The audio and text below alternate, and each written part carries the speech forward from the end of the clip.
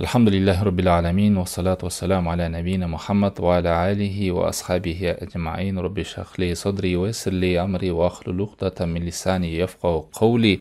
Аллах тааланын жардамы менен биз таңкы сабак улантабыз. Имам Навави топтогон 40 хадис китебиндебиз. Экинчи хадистебиз. Пайгамбар саллаллаху алейхи вассалам жана сахабалар топтолуп отурганда Жибрил периште адам кейпинде болуп келип пайгамбар саллаллаху алейхи вассалам жанында отуруп, "О Мухаммад, ислам тууралуу кабар бер" деди. Ислам боюнча исламдагы 5 түркүктү алды, кыска токтолуп. Андан кийин өзү сурап алып, өзү туура деп айтты Жибрил периште. Аны уккан сахабалар көрүп таң калды. Кандай адам өзү сурап, кайра өзү туура деп айтат. Бул адамдын түшүнүгүнө каршы нерсе деп. Андан кийин ыйман тууралуу сурады. Пайгамбар саллаллаху алейхи вассалам ыймандын рүкүндөрүн, 6 рүкүнүн атап берди. Анда дагы туура айттың деди. Ыймандын рүкүндөрүн дагы кыска токтолдук 6 рүкүнүнө. Кече акыркысы тагдыр маселеси болчу. Андан кийин Жибрил периште сурады, ихсан тууралуу кабар бер деп. Мына ушул жерге келип, бул жерде Жибрил периште сурап туруп аягында туура деп айтканы сахабаларга таң калыштуу болду. Бизге пайда суроо берилгенде 3 түрлүү болот.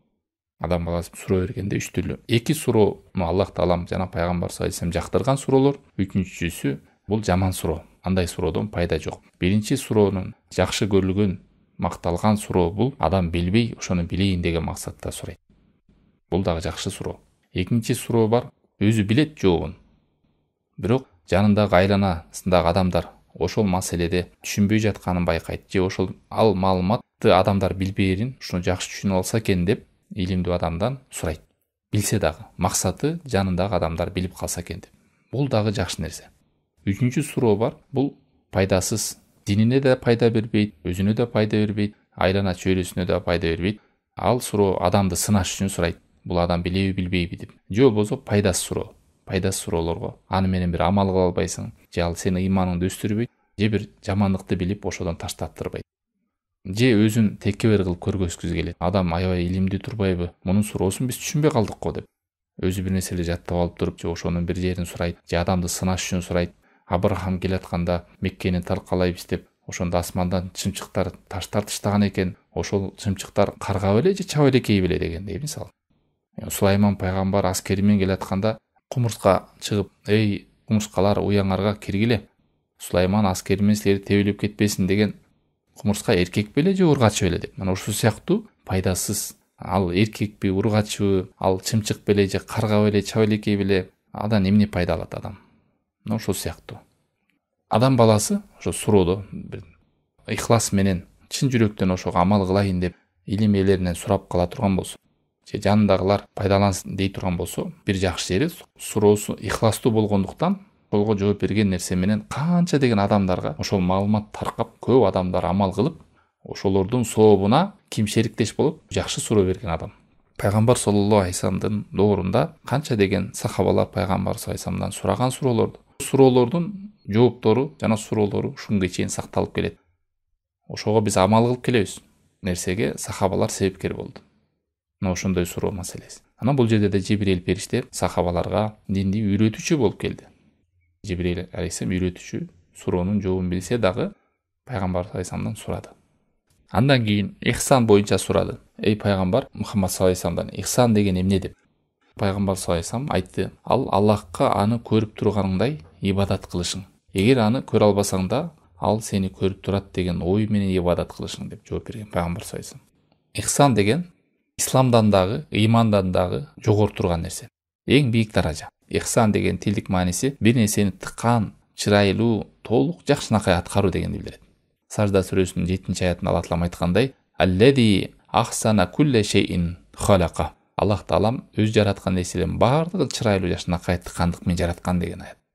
Эгер бир амалды ихсан менен кыл деген сөздү уксаңыз, ал деген сөз ошону жакшынакай, толук, чырайлуу аткар деген сөз.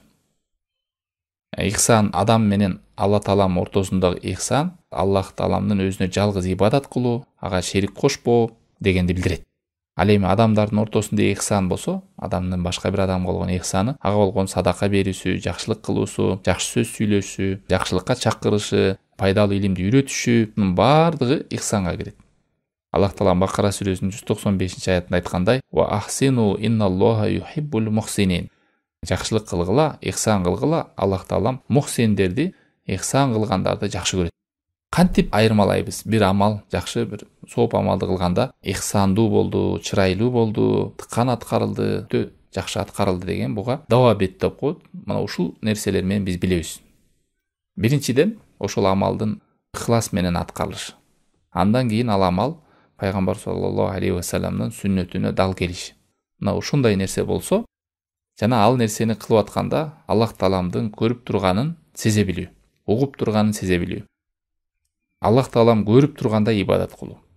Ушул абалда амал ихсандуу болот. Аллах таалам Бакара сүрөсү 112-аятта айткандай: "Бала ман аслама вajhahu лилlah ва хува мухсин" дейт. Ким Аллахка моюн суна турган болсо, жалгыз Аллахтын өзүнө, ихлас айтылып атат берде. Ал мухсин болот дейт. Эч кандай шерик келтирбестен, жалгыз Аллахтын өзүнө гана ибадатты арнап моюн сунган адам мухсин болот. Ал эми пайгамбар саллаллаху алейхи вассалам кабарлаганда, кимде ким бир амал кылса, ал нерседе биздин көрсөтмөбүз, буйругубуз болбосо, ал ыргытылат, кайтарылат деп. Бул деген сөз ихсан болбойт, амалыңыз пайгамбар саллаллаху алейхи вассаламдын сүннөтүнө шайкеш болмоюнча. Эч убакта канча жол ихласыңыз менен Кудайды көрүп тургандай, Аллах таалам сизди көрүп тургандай деп чырайлуу, чын ниети менен, чын жүрөгү менен, ихлас менен жасап атам бул амалды, оюм, пикирим түз деп айтсаңыз дагы, бирок ошол амалда пайгамбар саллаллаху алейхи вассалам көргөзүп бербегендей болсо, ошону ибадат, ошонун артынан сооп табам деп кылсаңыз, ал нерсе ихсан болбойт. Наоборот, алыстайсыз ал амал менен. Ушул шарт. Ал-мутаба пайгамбар саллаллаху алейхи вассаламдыга окшош болуш керек. Мисалы, шам намазы 3 рекет. Жок, коем, башка намаздын баары 4 рекет. Мен 4 рекет кылып коеюнчу. Чырайлуу окуйун деп. Болбойт. Ушул сыяктуу жаңылык нерселерди киргизип алып, зикирди берде 99 жолу айткыла, 33 жолдон аягында бул зикирди айткыла десе, жок, мен 50 эле кылып коеюн же 1000 кылып коеюнчу деп. Ал кезде ихсандуу болбойт. Хадисте айтты: "Антабудаллаха кааннака тара". Сен бир ибадат кылганда Аллах тааламды көрүп тургандай ибадат кыл деди. Бул деген кантип көрүп тургандай адам ибадат кылат? Сиз бир амал кылып атканда, ибадат кылып атасыз, бир амал кылып атканда, жүрөгүңүз менен, якиниңиз менен иман көтөрүлгөндө, сиз Аллах тааламды ушу көрүп тургандай ибадат кыласыз. Мисалы, дуал алдыңызда турса, билесиз, эч кандай шек санабастан дуал турат деп билесиз. Эгер адамдын иманы көтөрүлсө, көзү менен көрбөсө дагы, бирок иманы күчтүү болгондугунан, якини күчтүү болгондугунан Аллах тааламды көрүп тургандай, жүрөгү менен, көзү менен эмес, жүрөгү менен, иманы менен көрүп тургандай намаз окуйт. Бул эң бийик даража. Сиз көрүп тургандай окуйсуз Аллах тааламды. Мына ушуну ихсан дейт. Болбосо Аллах таалам бул дүйнөдө көрүнбөйт. Аллах таалам көрүнөйүн десе, адам баласы көргөнгө мүмкүнчүлүгү жок. Жер бетинде Аллах тааламдын бир эле нуру чыга турган болсо, жер бети куюккаланып жок болуп кетет. Тек гана кыямат кайымда көрөт момундар. Себеби Аллах тааламдын үстүндө нурлар камтыган. Муса алейхиссалам айтты го: "О Робби, арини аңдур илейк" деп. Сен мага өзүңдү көрсөтүп койчу, мен көрөйүн сени деди. Аллах таалам не деди? "Лан тарани", сен көрө албайсың деди. Не? Бул дүйнөдө көрө албайсың деди да. Себеби дегенде, адам баласы алсыз. Ал эми кыямат кайымда адамдарга Аллах таалам жогорку дагы күч берет. Болбосо биз акылыбызга салып, кыямат кайымда күн найза бою турат экен, терлери кандар агат экен десе, күн адамды куйкалап салбайбы деп адам акылына салат да. Жок, адам өлгөндө акырет жашоосу башка жашоо. Такыр биздин элес, мээбиз, акылыбыз жетпейт ал нерсе. Адам башка бир күч кудуретке болот. Ошону көтөрө ала тургандай, Аллах тааламды көрө ала тургандай. Ал эми бул дүйнөдө адам баласы Аллах тааламды якини менен, ыйманы менен, жакшы амалы менен ошону Аллах таалам көрүп тургандай жасайт. Ихсан даражасына жетсе, ихсан деген бул исламдан дагы, имандан да өйдө турат. Албетте, бирок ихсанга жетиш үчүн исламы болуш керек, иманы болуш керек. Исламсыз, имансыз ихсанга жетпейт. Эч ким бул дүйнөдө Аллах тааламды көрө албайт. Себеби пайгамбар саллаллаху алейхи вассалам не деген? Хижабуху нур деген. Аллах таалам үстүнөн тосуп тура турган нурлар, анын нуру чыга турган болсо, жер бетин куйкалап кетет. Фала ахад яраллаху фи ад-дунья иннама даллат адилла фил китаб ва сунна аля аннал муъминин юкримухумуллах яумал кияма. Аллах таалам момундарга кыямат кайымда сыйлап, урматтап, Аллах таалам өзүнүн берешендиги менен иман келтирген адамдарга өзүн көргөзөт. Бирок капырлар көрө албайт. Мутаффифин сүрөсүндө 15-аятында айтканда: "Калла иннахум ар-раббихим яумаидил ламахжубун". Жок, алар ал күндө, кыямат күндө Роббисин көрө албайт дейт. Капырлар. Аллах тааламдын жүзүн көрүү бул эң чоң неама. Бейишке киргенде, акыреттеги Аллах тааламдын көрүнбөй калышы дагы бул чоң азап адамдарга. Бул эң чоң даража экен. Эми биз көрө албасакчы, көрө алгандай ок албай атам деп айтабыз. Оюн бөлүнөт. Анда пайгамбар саллаллаху алейхи вассалам жооп берип атат. Эгер сен аны көргөндөй ибадат кыла албасаң, ал сени көрүп турат деген даражага өтөт. Бул экинчи даражасы. Биринчиде Аллах сиз көрүп тургандай ок албасаңыз, анда Аллах таалам сизди көрүп турат, угуп турат го. Ошол нерсе сиздин жүрөгүңүздө ойготуш керек. Мен Аллах таалам назар салып турат, байкап турат, көрүп турат, көз салып турат, угуп турат деген нерсе. Сен көрүп тургандай оку, көрүп тургандай ок албасаң, ала жок дегенде жүрөгүңө Аллах тааламдын айбатын, кудретин, улуктугун сал жүрөгүңө дейт. Мына ошол кезде бил, сезе бил, Аллах таалам сени көрүп турган. Буда шек жок, Аллах таалам көрүп турат сени. Муракабада кот Аллахтын байкоо салып турган. Бүт оюңду, пикириңди, намазда турганда абалың бар сезип турат Аллах таалам. Көрүп турат. Ошону адам сезе билүү. Фалихсан байнал абд ва байна робби хуа ма байяна расул саллаллаху алейхи вассалам фил хадис. Мына бул нерсени пайгамбар саллаллаху алейхи вассалам да хадисте баяндап койду. Кул менен Аллах таалам ортосундагы ихсанды. Аннал муъмин я'будуллаха алал яқин вал иман. Адам ибадат кылганда яқин менен, иман менен ибадат кылат. Иммал яқин аллази яж'алу абд кааннаху яраллах. Мына ошол яқини менен көрүп тургандай ибадат кылуусу.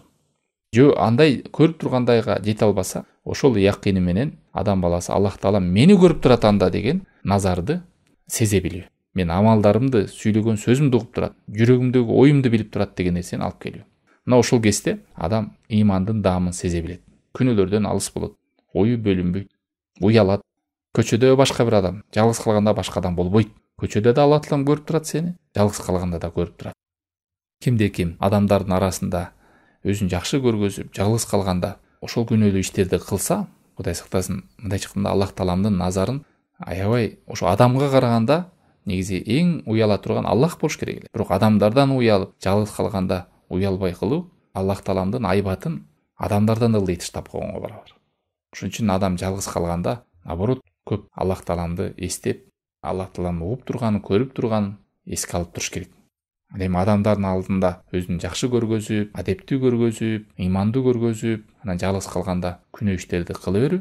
Жана башка Таубанда бир хадисте келгендей, алардын күнөөлөрүн тоодой болуп келсе дагы күлдөй кылып жок кылып салат. Себеби алар жалгыз калганда Кудай менен согуш эле деп келет. Эки жүздүүлүктүн сыпаты да, Кудай сактасын. Бирок ошондой болсо дагы адам үмүтүн үзбөш керек. Инсан болгондон кийин күнөөгө түшүп калат. Бирок дайыма Аллах таалам үмүтүн үзбөстөн тообо кылып, Аллах тааламдан кечирим сурап жүрүш керек. Эч убакта Аллах тааламдан үмүттү үзбөш керек. Намазда турасыз, мисалы, шайтан келип ойноп кетти. Сен каяктан айтасың? Аллах тааламды көрүп тургандай оку деп айтасың да. Биякта Аллах тааламды көрүп тургандай эмес, өзүм биякта оюм жыйнап, Аллах тааламды жөндөн ойлонбастан дүйнөнү ойлоп окуп атам деп жазышат да кээбилер, мисалы.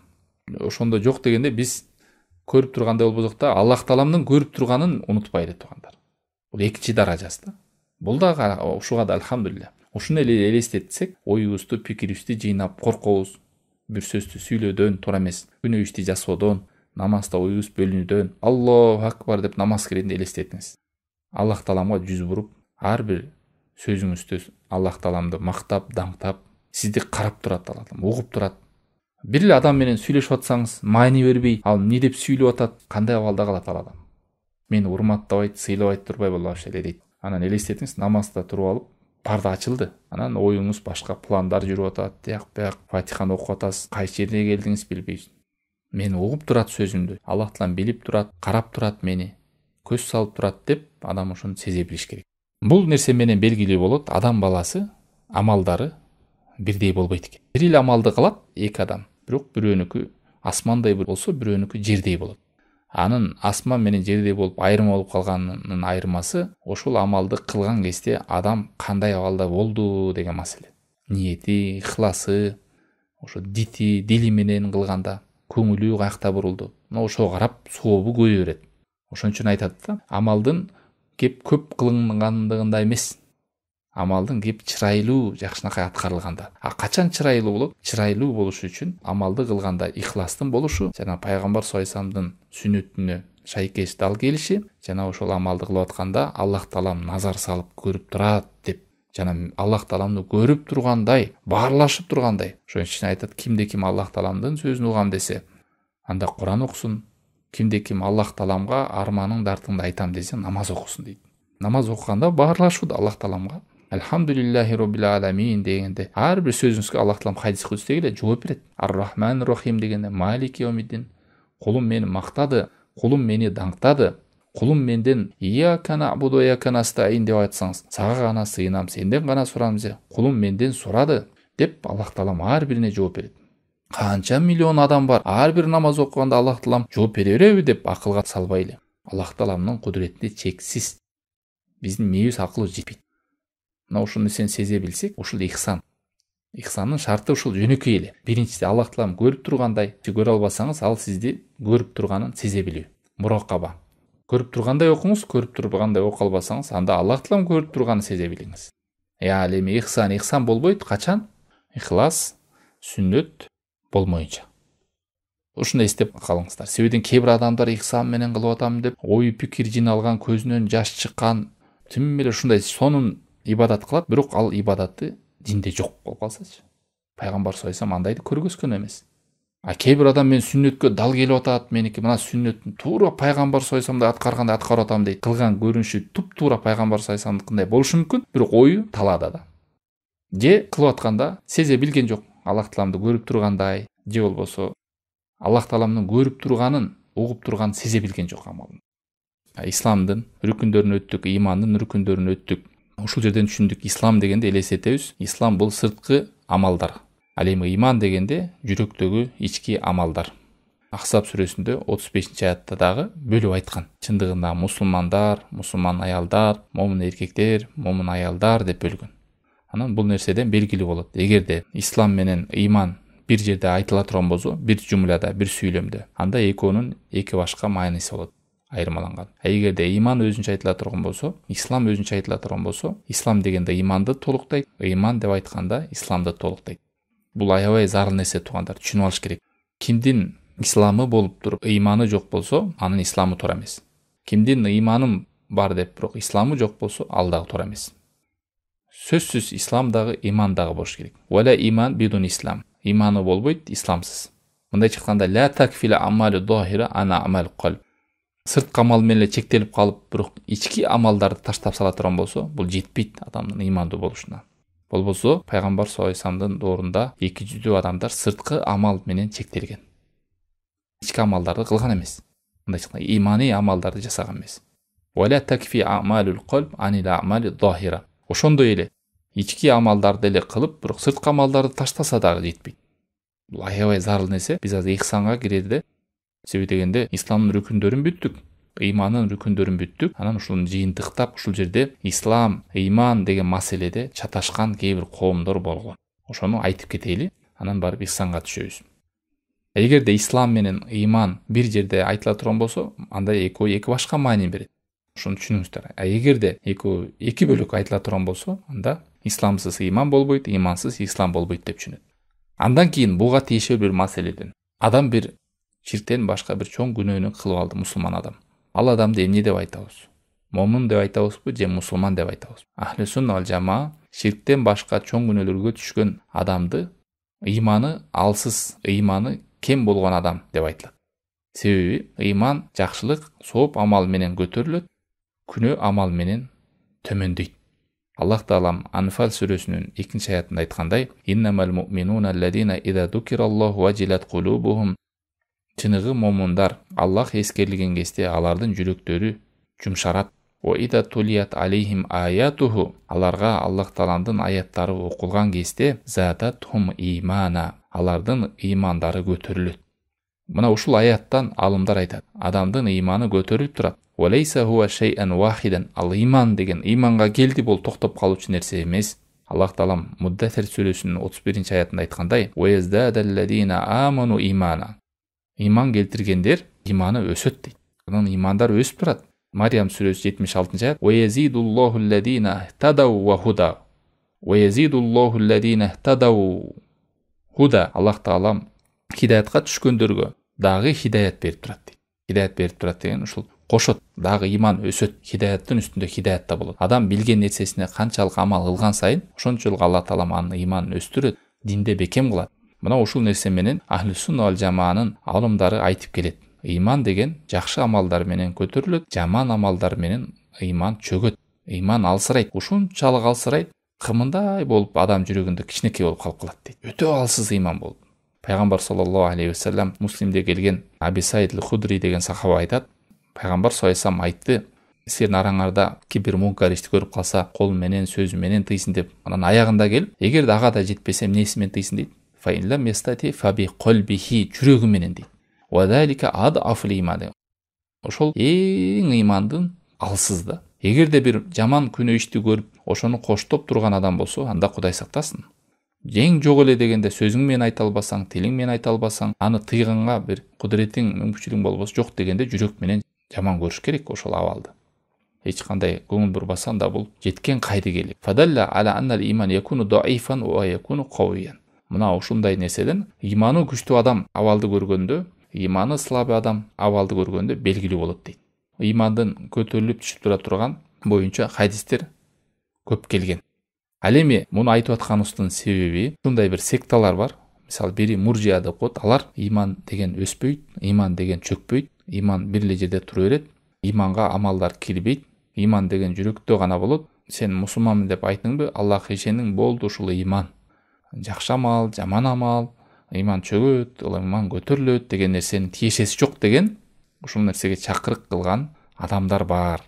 Ахлүсүн ал жама буларды муржиа дейт. Муржиа деп аталган себеби булар амалды иманга кошпойт. Буларда шайтандын ыйманы менен Абу Бакырдын ыйманы бирдей эле. Болбосо шайтан дагы Аллах Тааламга ыйман келтирген. Билет ал Аллах Таалам. Роббим деген керек болсо. Себеби адам Аллахка ыйман келтирип койсо эле ыймандуу болуп калбайт. Маселе жогоруда айткандай, сөз бар, жүрөк бар, амал бар. Жүрөк таза болсо болду, оозуңда келмең болсо болду деп кээ ушулардан да таасирленип калган ушул сектадан. Ал эми экинчи дагы адашкан секталар бар. Булар хавариштер. Муржииттерге каршы. Алар эмне дейт? Бир мусулман адам, момун адам чоң күнөөгө түшүп кала турган болсо, чоң күнөө деп ошонун азабы айтылган. Мисалы арак ичсе эмне чоң күнөө, зына кылса чоң күнөө, ушак айтса чоң күнөө, ошонун күнөөлөрүн азабын эскерткен. Жазасы бул дүйнөдө болот, мисалы зына кылгандар ушундай чоң күнөөлөрдү кылган болсо мусулман адам, хавариштердин акыйдасында ал капыр дейт. Болду, ал ыймандан ажырады дейт. Толугу менен ыйман чыгып кетти дейт ал. Тозокто түбөлүк калат дейт. Мына көрдүңүздөрбү, адам илим албаса, түшүнбөсө мына ушундай жолдорго түшөт. Ошонун артынан канча бир топтор Сирияга кетти, жанантип игылга кошулуп алды, анан өзүнүн бир тууган мусулмандарын арак ичкенин көрүп калып, же зына кылганын көрүп, же бир чоң күнөөгө түшүп калганын көрүп, аны капыр деп баштайт. Алла сактасын. Муржииттер болсо такыр ыйман түшпөйт, ыйманга күнөө иштин зыяны тийбейт десе, хавариштер келип туруп толугу менен ыйманды шыпырып салды да. Күнөө иш кылса адам болду, капыр автоматтык түрдө деп. Эки тарапка кеткенде да. Ал эми ахли сунна вал жама эмне дейт чоң күнөө? Ошону түшүнүп алыңыз. Ахли сунна вал жама муржииттердикин да эмес, хавариштер. Алар ахли сунна вал жама ишенген ыйман көтөрүлөт жакшы иштер менен, сооп иштер менен. Жана чөгөт, жок болуп кетпейт. Чоң күнөө иш кылып алса, капыр болуп кетпейт. Ыйманы төмөндөйт. Ошондуктан адамдардын ыйманы бардыгы тегиз болбойт. Арасынан толук ыймандуулар бар, арасынан ыйманы алсыздар бар. Ар кимдин амалына жараша ыйманы болуп турат. Анан дагы бир тайпа бар. Алар Муътазила деп коет. Алар да бир жаңылык нерсе менен келген. Алар айтат, чоң күнөөгө түшүп калган адамды капыр деп да айтпайбыз, анан момун деп да айтпайбыз деген да. Анда ким деп айтасыңар десе, алар айтат, биз аларды момун да эмес, мусулман да эмес, капыр да эмес, ушунун ортосунда деп айтабыз деген. Ал эми өлүп калса, ал адам өлүп калса эмне дейсиңер десе, аны биз тозокто деп түшүнөбүз. Бул жерден акырет маселесине келгенде хавариштерге кошулуп кетет. А бул дүйнөдө келгенде, жок, биз момун деп да айтпайбыз, капыр деп да айтпайбыз, экөөнүн ортосунда дейт. Акырет маселесине келгенде хавариштерге бул Муътазилалар кошулуп кетет. Болбосо ал жакта адам же момун болот, же капыр болот. Экиге эле бөлүнөт. А булар келип бир жаңылык нерсени алып келди. Момун да эмес, капыр да эмес. Аллах Таалам Тагабун сүрөсү 2-аятында "Хуаллази халакакум фаминкум кафирун ва минкум муъмин". Аллах Таалам силерди жаратты, силердин араңардан капырлар бар, силердин араңардан момундар бар дейт. Бул экиге эле бөлүнөт. Булар ушул бидат нерсени алып келишкен. Бирок адам чоң күнөө кылып алса, ыйманы түшөт, ал капыр болбойт. Ахли сунна вал жамаанын акыйдасында. Ушуну билип алайлы. Анан чоң күнөөгө түшүп калган адамды капырай, мунун жүзү жаман деп кээ бир ушундай сөздөр бир күнөө ишти кылып алса эле, капырлык айыптап, ыйманды, амалды такыр ыйманга жолотпой главный жүрөк таза болсун, иблистин, шайтандын ыйманы менен Абу Бакрдын ыймасын теңеп койгондордой болуп калбайлы, муржииттерге окшоп. Күнөө иш кылганды капырга айыптап хабаристтердей болуп калбайлы. Анан дөөрүп же ыйманга түшпөй, же капырлыкты аныктабай мутазилалардай болуп калбайлы. Ахлы сунна вал жамаанын акыйдасын адам баласы күнөөгө түшүп калганда кандай абалда болот, муну билип алышыбыз керек. Ыйман менен исламдын айырмасы, ислам дегенде эмнени элестетип түшүндүк, ыйман дегенде эмнени, ички амалдар, ислам деген сырткы амалдар. Ар бир мумин адам ыймандуу боло алат, бирок ар бир мусулман адам ыймандуу боло албайт. Ыйман деген бул исламдан өйдө турат, бирок экөө бир жерде айтылганда эки башка экөөнө маани берилет. Ал эми жеке-жеке айтылганда ыйман дегенде ислам дагы толукталыш керек, ислам дегенде ыйман да айтылыш керек. Жана ошондой эле күнөө ишке барганда мына ушул секталар адашкан топторду эскерип кеттик. Жана ошол жерде ахли сунна вал жамаанын абал кандай болуш керек экенин. Анан акыркы бир айтып кете турган нерсе, ислам менен ыйман, кимдин исламы бар болсо, анда бир аз ыйман болуш керек. Ушул ыйманы толуктайт да адамды. Арабтар деп коет, арабтарда жаңы ислам кирген адамдар айтышат. Биз ыйман келтирдик деп алганда, Аллах Таала аларга жооп берген. Жок, силер ыйман келтирген жоксуңар, силер исламды кабыл алдык дегиле деген. Себеби алар мунафык деген жок, бирок жаңы исламга келгендиктен аларда ыйманга жете тургандай абал болгон эмес эле дейт. Ошон үчүн кээ бир адамдар киргенде биринчи исламда болот, анан барып туруп ыйманга өтөт. Себеби ыйман дегенде ички амалдар деп эдикпи. Анан акындык менен адам биринчи ла иляха иллаллах айтып келет, анан намаз окуйт, анан ички амалдарды билет. Чындык деген эмне, тоокел деген эмне, тоо кылуу деген эмне, Аллах Тааланын назары деген эмне, бүт ошонун баары жүрөк амалдар. Ошо менен адам толук ыймандуу болот да, ыймандуу адам болот. Ошол себептен айтканы ар бир момун мусулман болот, бирок ар бир мусулман момун боло албайт деген себеби ошодон. Кудай буйрса, ушул хадис боюнча жакшы түшүнүп алыңыздар. Туугандар, экинчи хадистин дагы кенен башка жазылган китептеги шарттарын, ушул боюнча айтылган сабактарды угуп, себеби бул диндин өзөгү камтылган, иманда камтылган, исламда камтылган, ихсанда камтылган, ла иляха иллаллахтын шарттары да камтылган, пайгамбар саллаллаху алейхи вассаламдын акысы, бүт дин камтылган ушул бир эле хадисте. 40 хадистин экинчи хадисинде. Биз кыска эле токтолуп кеттик. Бүт рүкүндөр бар, ыймандын рүкүндөрү. Канча адамдар ушул маселени билбестен чаташып жүрүшөт. Саллаллаху таала аля хайр халкихи ва аля алихи ва сахби ажмаин. Субханакаллахумма бихамдика.